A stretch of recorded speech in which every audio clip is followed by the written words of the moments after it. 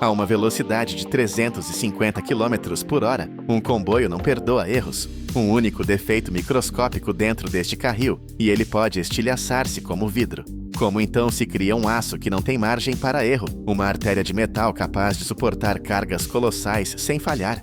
A resposta não está apenas na força bruta, mas numa jornada de purificação, precisão e poder, onde o metal é levado aos seus limites absolutos. Tudo começa não com sucata reciclada, como nos carris convencionais, mas com a matéria-prima da mais alta pureza. Minério de ferro cuidadosamente selecionado e aditivos especiais são o ponto de partida. Esta matéria entra num conversor de oxigênio, um recipiente gigante em forma de pera, onde o aço bruto fundido é sujeito a um tratamento violento e purificador. A uma pressão tremenda, oxigênio puro é injetado na massa incandescente. Este processo queima literalmente quase todas as impurezas prejudiciais do metal, como o enxofre e o fósforo, elementos que tornam o aço perigosamente quebradiço. É uma verdadeira dieta molecular, uma purga pelo fogo que deixa para trás apenas uma base de ferro perfeitamente limpa, pronta para ser transformada. Mas a batalha pela pureza ainda não terminou. O último e mais insidioso inimigo são os gases dissolvidos, como o hidrogênio, fantasmas invisíveis capazes de criar microfissuras catastróficas a partir do interior. Para os expulsar, o aço passa por um tratamento a vácuo.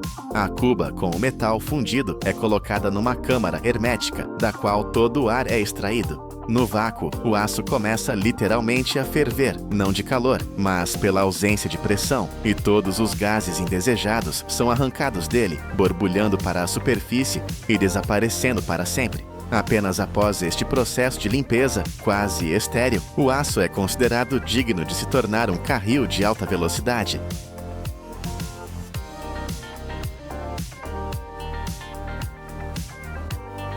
Mas mesmo o aço perfeitamente puro ainda é apenas uma base. Agora precisa de caráter, de uma personalidade forjada através da química.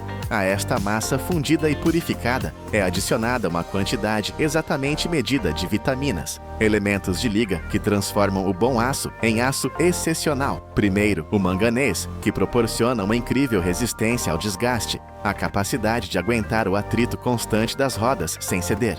Depois, o crômio, o guardião contra a corrosão, protegendo o metal da fúria implacável dos elementos.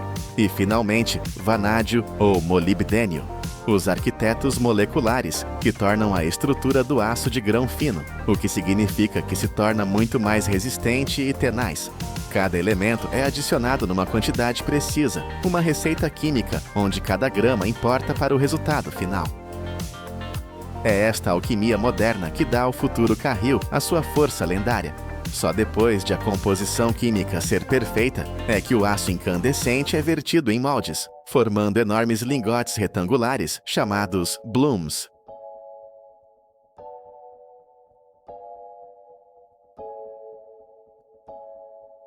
Agora que temos a liga perfeita, é hora de a transformar de uma massa disforme numa artéria de aço com centenas de metros de comprimento.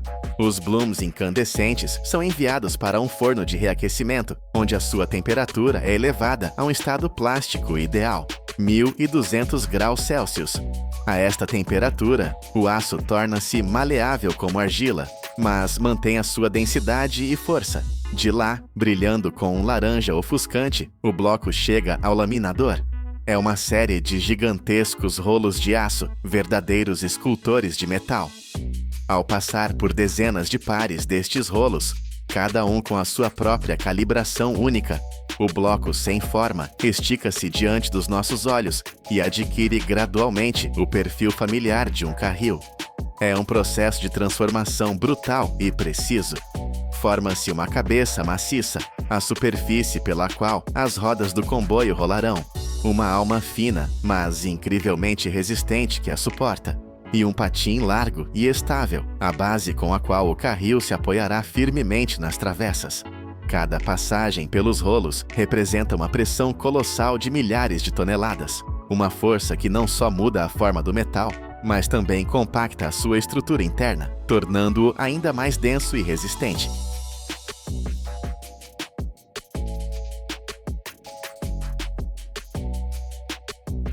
A forma está pronta, mas este aço incandescente ainda está vulnerável.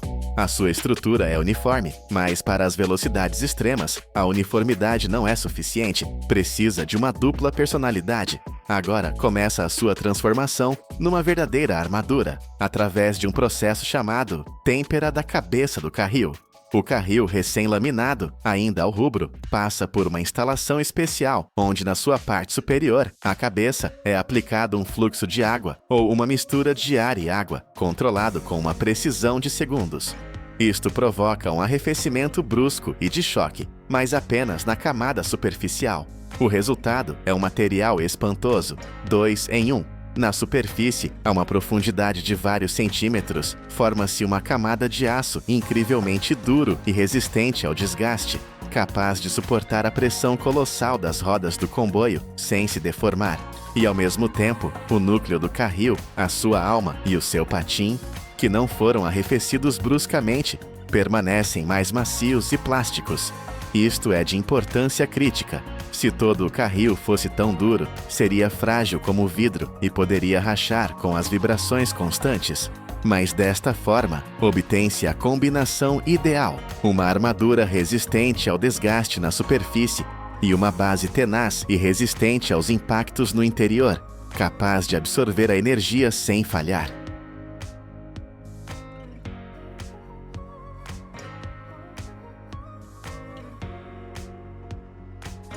A armadura está no lugar, mas mesmo o carril mais forte é inútil se não for perfeitamente reto. A seguir, começa uma fase onde a precisão se torna uma religião. O carril, agora com um comprimento que pode ultrapassar os 100 metros, passa por uma máquina endireitadora. É um sistema de rolos que, com uma força incrível, mas com uma precisão cirúrgica, o endireita até o estado de uma corda perfeitamente esticada. Qualquer desvio, mesmo de 1 milímetro, a uma velocidade de 300 km por hora, transformar-se-ia numa vibração perigosa. E é aqui que entram os lasers e o ultrassom. Cada metro do carril é examinado por sensores laser que verificam a sua geometria, altura, largura da cabeça, simetria do perfil, com uma precisão de centésimas de milímetro. É como tirar as medidas para um fato de elite, mas para um gigante de aço. Paralelamente, ao longo do carril, move-se um detetor de defeitos por ultrassom. Ele envia ondas sonoras para o interior do metal e analisa o seu eco, procurando qualquer defeito interno oculto, microfissuras, bolhas de gás ou impurezas invisíveis a olho nu. Qualquer carril que apresente o mais ínfimo defeito é rejeitado sem piedade. Não há segundas oportunidades. A segurança à alta velocidade não permite compromissos. O toque final, que distingue as linhas de alta velocidade, é a luta contra as juntas. O familiar som tatã das rodas a passar sobre o espaço entre dois carris, a alta velocidade, transforma-se numa força destrutiva. Por isso, o objetivo é eliminá-lo completamente.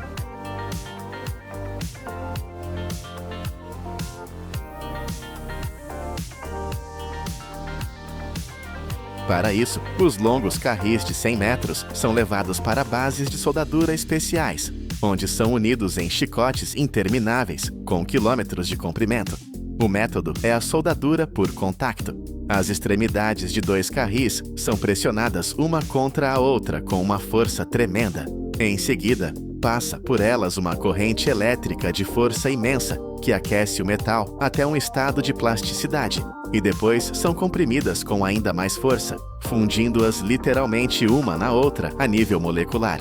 A solda é então cuidadosamente polida até obter uma suavidade perfeita e é novamente verificada com ultrassom para garantir que a junta é tão forte quanto o próprio carril monolítico. E só estas fitas de aço perfeitamente lisas, sem costuras, e incrivelmente resistentes e verificadas em cada micron, enroladas em plataformas ferroviárias especiais, como fios num carreto, estão prontas para partir para o seu destino, para se tornarem o caminho silencioso, mas impecável para os comboios mais rápidos do planeta. Sabia que um único carril de 100 metros para uma linha de alta velocidade pesa cerca de 6 toneladas, o mesmo que um elefante africano adulto? E que a tradição do Exército dos Estados Unidos de nomear helicópteros em honra de tribos indígenas, como o AH-64 Apache, continua viva até hoje, mesmo no século XXI. E o familiar som tatã, que ouvimos nos caminhos de ferro mais antigos, é o som das rodas a bater na junta entre os carris. Um impacto que, a alta velocidade, se transforma numa força destrutiva. E aqui está o resultado. Uma fita de aço com quilômetros de comprimento, perfeitamente lisa, soldada numa peça única e verificada em cada micron. Aqui não há margem para erro, porque há uma velocidade de 350 km por hora. A única coisa que separa os passageiros da catástrofe é a perfeição absoluta do metal.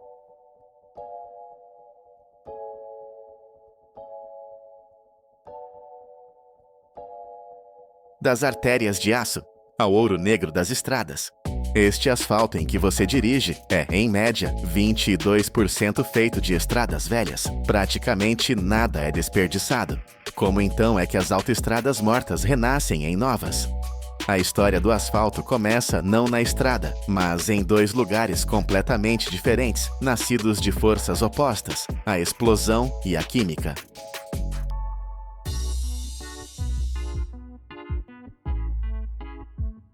O primeiro lugar é uma pedreira. É uma ferida enorme no corpo da terra, onde se extrai a pedra que formará a espinha dorsal da futura estrada. Tudo começa com uma forte explosão que abala a terra a quilômetros de distância. Enormes blocos de rocha desprendem-se da montanha.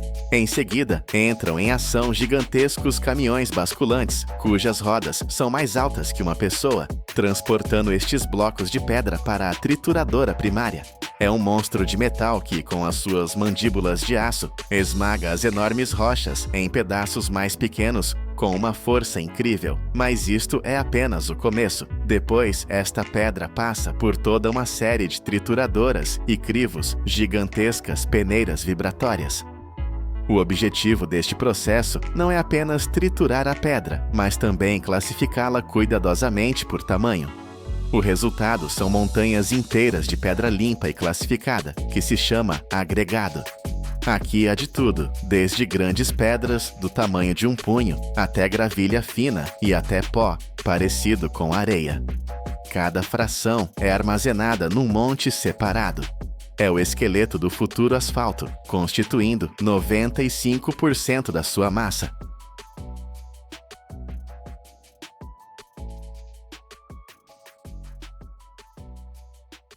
O segundo lugar onde o asfalto nasce é uma refinaria de petróleo. Quando do petróleo bruto se produz gasolina, diesel, combustível de aviação e outros produtos leves, no fundo da coluna de destilação resta uma substância espessa, preta e viscosa. É o betume. No seu estado normal, a temperatura ambiente é duro como uma pedra. Pode-se parti-lo com um martelo, mas se for aquecido, torna-se líquido como uma calda espessa. É precisamente esta propriedade, ser sólido no frio e líquido no quente, que o torna a cola ideal para o nosso esqueleto de pedra. O betume é a alma do asfalto, o seu coração negro que une tudo.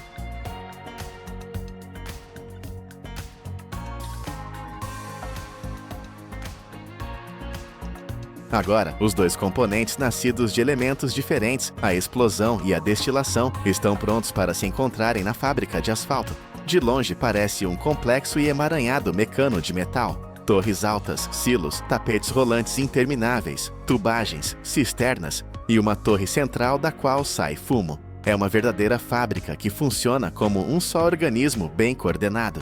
Diferentes frações de agregado, de silos separados, são alimentadas a um tapete rolante, mas não de qualquer maneira. Todo o processo é controlado por um computador. O operador na cabine introduz a receita exata do asfalto, dependendo de onde o asfalto vai ser utilizado. Para uma autoestrada movimentada ou para uma rua tranquila, a receita será diferente. O computador sabe que percentagem de pedra grande, quanta média, quanta pequena e quanto pó são necessários para a mistura ideal.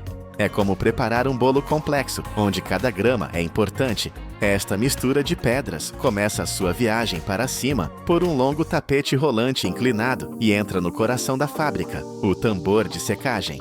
É um tubo enorme e longo que gira lentamente, instalado com uma ligeira inclinação.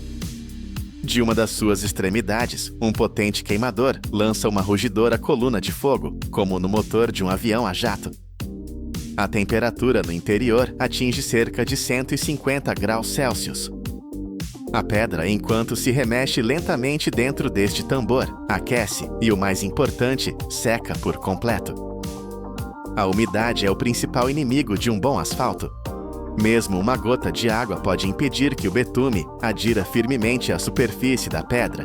Por isso, a pedra deve estar absolutamente seca. Após o tambor de secagem, a pedra quente e livre de umidade sobe por um elevador até ao topo da torre central. Lá passa novamente por um sistema de crivos para uma classificação de controlo final e cai nos silos de materiais quentes. Paralelamente, em cisternas isoladas especiais, aquece-se a nossa cola preta. O betume também é levado a uma alta temperatura para que se torne fluido e líquido, e então chega o clímax. O computador volta a dar a ordem. Uma tremonha de pesagem mede com uma precisão incrível a quantidade necessária de pedra quente de cada fração, vinda dos diferentes silos. Em seguida, nesta mistura de pedra incandescente, é injetada uma quantidade exatamente medida de betume líquido quente.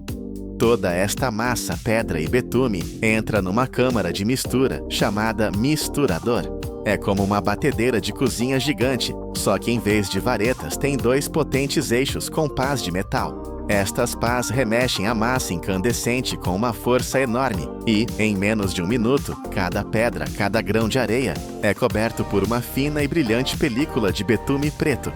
Da câmara sai o asfalto terminado, uma massa homogênea, fumegante e negra com um característico cheiro oleoso.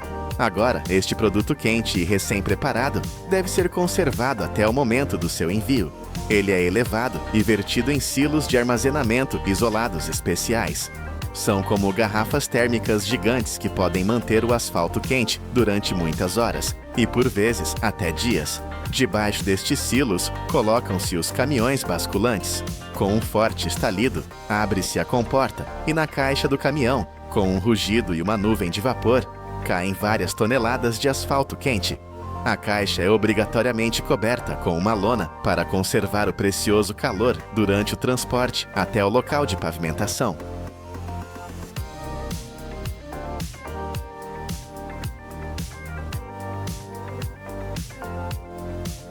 Na obra começa o ato final desta peça. O caminhão basculante descarrega lentamente a mistura quente na tremonha de uma máquina especial, a pavimentadora de asfalto. Esta máquina, movendo-se lentamente para a frente, distribui uniformemente o asfalto sobre a superfície da estrada, formando uma camada perfeitamente lisa da espessura especificada. Na parte traseira da pavimentadora, há uma pesada placa aquecida chamada régua. Ela realiza a compactação inicial e dá à superfície a sua suavidade inicial, mas o asfalto ainda está macio e solto. Para que se torne resistente, é preciso compactá-lo ainda mais. Imediatamente atrás da pavimentadora, segue toda uma equipa de pesados rolos de estrada. Primeiro vão os grandes rolos de aço, que com a sua enorme pressão expulsam o ar da mistura de asfalto e fazem com que as pedras se assentem mais juntas. Depois podem ser usados rolos com pneus de borracha, que amassam a superfície, tornando-a ainda mais densa. E na etapa final, voltam a passar os rolos de aço lisos para dar à estrada a sua suavidade definitiva. Enquanto o asfalto arrefece, o betume volta a passar do estado líquido para o sólido. Ele cola firmemente todas as pedras entre si, transformando a mistura solta num monólito resistente e impermeável. Após várias horas, a estrada, que há pouco estava quente e macia, torna-se dura e pronta para o trânsito.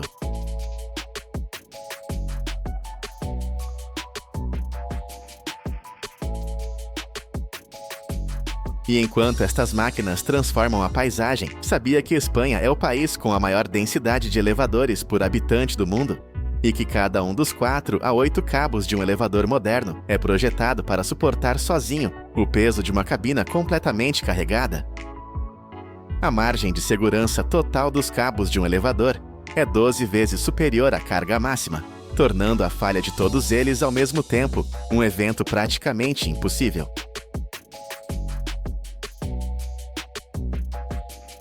E nisto reside toda a essência, desde a explosão na pedreira até o pesado rolo na estrada. Cada etapa deste processo visa criar um pavimento duradouro e fiável, que suportará milhares de veículos todos os dias. Assim, o ciclo fecha-se. A estrada velha não morre, mas torna-se parte da nova.